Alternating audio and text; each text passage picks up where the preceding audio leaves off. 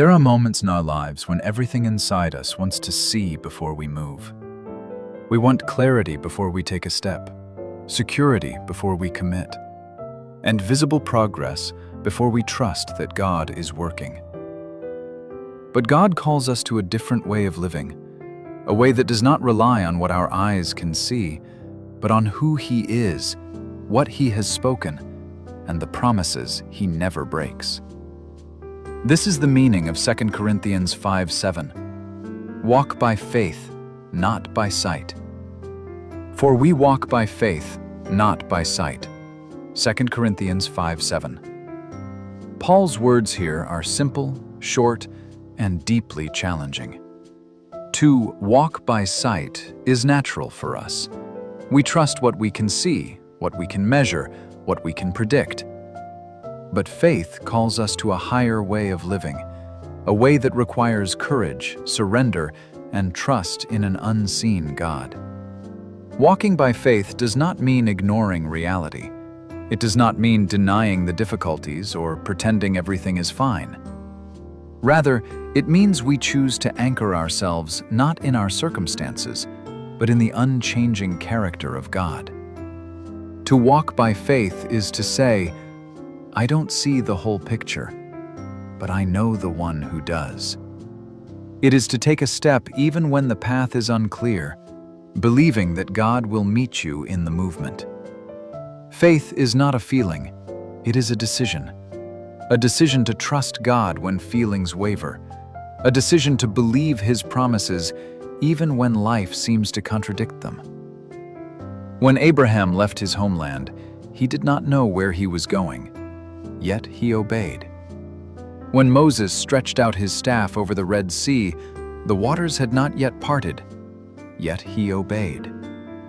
When Peter stepped onto the water, he had never walked on waves before, yet he obeyed. Every miracle began with a step taken before anything was visible. Walking by faith means stepping first and seeing God reveal the next step as we go. Sometimes God lets us see only one step at a time because He wants us to hold His hand, not the map. To walk by sight is to rely on human reasoning. To walk by faith is to rely on God's truth. To walk by sight is to chase comfort. To walk by faith is to chase obedience. To walk by sight is to be controlled by fear. To walk by faith is to be led by trust. There will be seasons when the path feels dark and God seems silent. You pray, but answers are slow. You try, but progress feels invisible. In those moments, the enemy whispers, "See, nothing is changing."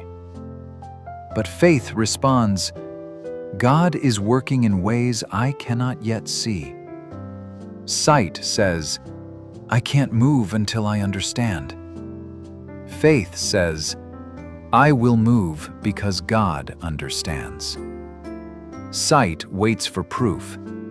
Faith rests in God's promise. And here is the beautiful truth.